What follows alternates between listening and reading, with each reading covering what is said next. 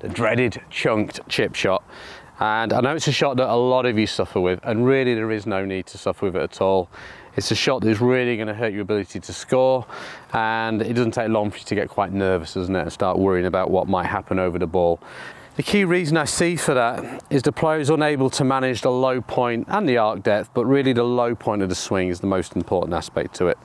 So for a chip and run shot, it's really important to make sure that your weight is on your forward side here. So you really want to make sure that the ball position is just inside your trail heel there, with a little bit of shaft lean. Don't go crazy, a little bit of shaft lean there, but really make sure that the majority of your weight is through your lead side. So imagine a line that runs through the middle of the foot, through the knee, through the hip, through the shoulder, almost through your left ear.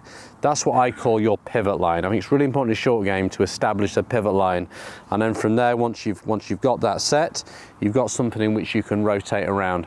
Because I see so many golfers setting up for a chip shot with a lot of shoulder tilt. It's great if you're hitting a driver, by the way.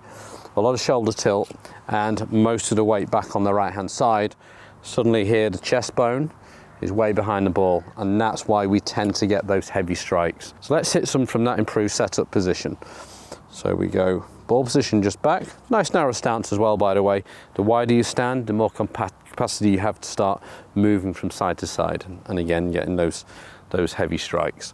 So ball position right heel, hands a little forward, weight forward, keep your weight forward there throughout the swing, and you can start getting really solid shots like that, low flight, a little bit of check, and if you're lucky they might go in, not quite, but you can see how controlled that was, and it was very much a ball first contact, and that's what you're looking for with that chip and run strike, a ball first contact. The other way in which you can really struggle with contact, assuming you've got a good setup position like you just got into there, is if you go to the top of the swing and you can also chunk it with this handle traveling downward for too long. So it can lag and it can pull down into the ground, which can then get that leading edge digging and sticking in too much. That's why I talk about how you release the club and how important that release is.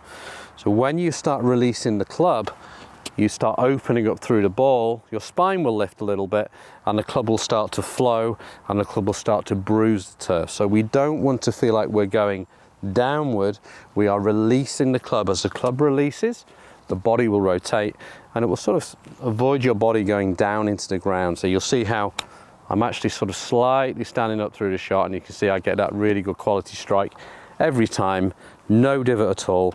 It's just bruising the grass and sliding through, makes it so easy to repeat. So one more doing that. So I've got the ball position inside the right heel, my chest bone is in front, I want to hit a low shot, always a good idea to get the hands nice and high, by the way. That pulls you in a little bit closer to the ball, and we release through, and it slides through really nicely, really easy. I'm using my MG5 56 degree SB 12 degree bounce for that, and it feels very easy in terms of how that's sliding through the turf. So that release of the club, very important. Also grip pressure, I can't say how important that is.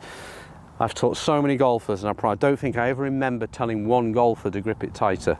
So you're probably gripping a little bit too tight, and when you start to grip it lighter, it is amazing how that club starts to flow, starts to release almost on its own, and your spin rate will really improve if you start to loosen your grip off. Okay, so that's really key to do that. In terms of grinds, the TaylorMade MG5 grind, they're all designed to get the club working through the turf in a friendly fashion. The standard bounces, the SB, the SC, the SX, fantastic for working through the turf. I've moved to an SX here. This has got 11 degrees.